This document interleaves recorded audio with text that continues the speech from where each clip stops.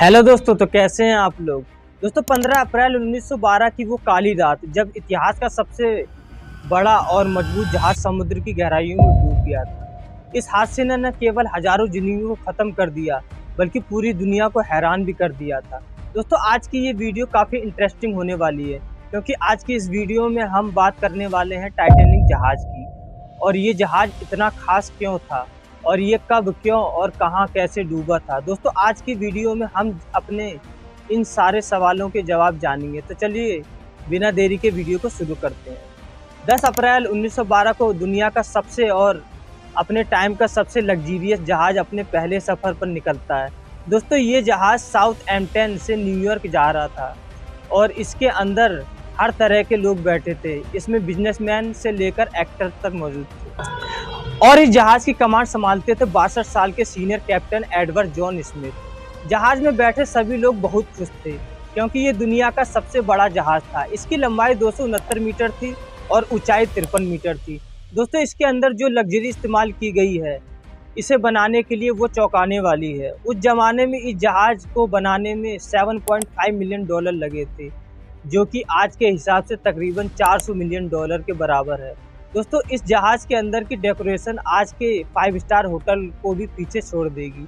इसके अंदर stand glass की खिड़कियां और नेट वुड पैलेनिंग, 2 बड़ी सीढ़ियां, एक हीटेड स्विमिंग पूल, एक तुर्किश बाथ, एक जिम और 4 रेस्टोरेंट, 2 बार्बर की दुकान और एक लाइब्रेरी थी।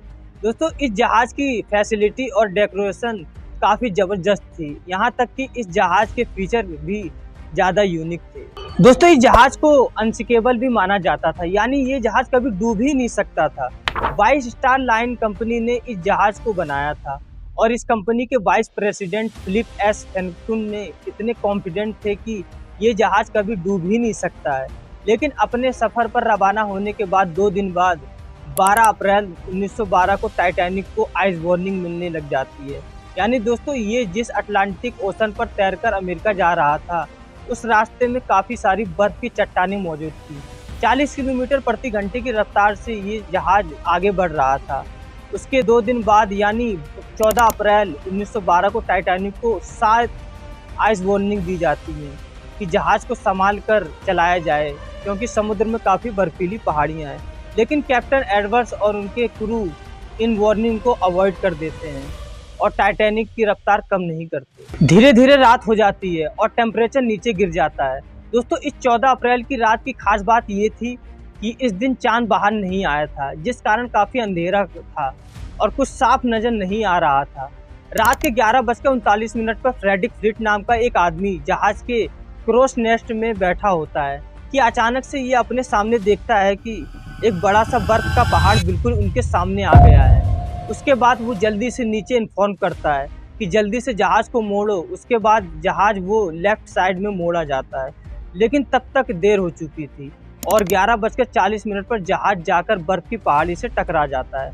और दोस्तों इस बर्फीले पहाड़ का साइज़ 200 गुणा 400 फीट था। साइंटिस्ट के हिसाब से इस पहाड़ का वजन लगभग 1.5 मिलियन टन था। दोस्तों जहाज़ का फ्रंट पहाड़ से टकरा गया था जिसकी वजह से झुकने लगा था और करीब 10 सेकंड तक ये जहाज पहाड़ से सटता चला गया। इसकी वजह से जहाज में मेन बॉडी में छोटे छोटे होल हो गए थे। पहाड़ से टकराने की वजह से जहाज काफ़ी टूट गया था। तकरीबन 12 बजे रात को एडवर्ड्स ऑर्डर देते हैं अपने क्रू मेंबर को कि डिस्ट्रेस कॉल भेजो रेडियो पर ताकि जो आसपास के जहाज हों वो अपने सिग्नल को पकड़कर हमारी हेल्प कर सकें। Senior radio operator Jack Phillips इस कहानी के हीरो थे। ये लगातार डिस्ट्रेस सिग्नल भेजते रहते हैं। तकरीबन 20 मिनट बाद यानी 12:20 पर आरएमएस कारपेथिया एक जहाज इस सिग्नल को पकड़ लेता है और वो टाइटैनिक की मदद के लिए आता है। लेकिन दोस्तों प्रॉब्लम ये थी कि ये जहाज टाइटैनिक से 107 किलोमीटर दूरी पर था, यानी ये अपनी हाई स्पीड से भी आता तब भी इसे 3.5 घंटे का समय लगता। बाकी के लोग रॉकेट और पटाखे जलाते हैं हवा में ताकि कोई इसे सिग्नल को देखकर इनकी मदद के लिए आ जाए। इसी बीच एडवर्ड्स ऑर्डर देते हैं कि पैसेंजरों को लाइफ बोट में रखा जाए ताकि उनकी जान बचा सके। इसमें से कुछ पैसेंजरों को बिल्कुल डर ही नहीं लग रहा था क्योंकि उन्हें लग रहा था कि ये जहाज़ तो अनसिंकेबल है, ये डूब ही नहीं सकता है। इसलिए जब पहली लाइफ बोट उतारी गई तो उसमें 65 लोगों की सीट थी, लेकिन उसमें सिर्फ 28 लोग ही गए। लेकिन धीरे धीरे जहाज झुकने लगा और पानी भरने लगा, तब सभी लोग पैनिक होने लग गए। रात के 1 बजे तक जहाज के आगे वाले हिस्से में पानी इतना भर गया कि जहाज के आगे का हिस्सा पानी में डूबने लगा, जिसके कारण जहाज के पीछे का हिस्सा पानी के बाहर आ गया था। जब खतरा बढ़ने लगा तब सब लोग एक दूसरे से लड़ने लगे लाइफ बोट में बैठने के लिए। लेकिन प्रॉब्लम ये थी कि सिर्फ 20 बोट बची थी, जिस पर लगभग 1200 के लोग आ सकते थे, लेकिन जहाज में 2200 लोग के करीब लोग थे। रात के 2:05 पर आखिरी लाइफ बोट पानी में उतारी गई, लेकिन जहाज में लगभग 1500 लोग बचे थे। अब सभी की उम्मीदें टूट चुकी थी, सबको अब बस अपने भाग्य पर भरोसा था। आई विटनेस के अनुसार करीब 2:20 पर जहाज 2 टुकड़ों में टूट गई और धीरे धीरे पानी के अंदर डूब गई। दोस्तों 3 घंटे भी नहीं लगे इस कभी न डूबने वाली जहाज को डूबने में। लगभग 1500 लोग इसमें मारे गए, या जिन लोगों को तैरना आता था वो लोग हाइपोथर्मिया की वजह से मारे गए। पानी का तापमान लगभग -2 डिग्री सेल्सियस था। दोस्तों टाइटैनिक जहाज के कैप्टन एडवर्ड्स कहा जाता है लास्ट तक अपनी सीट पर ही व्हील को पकड़कर डूब गए।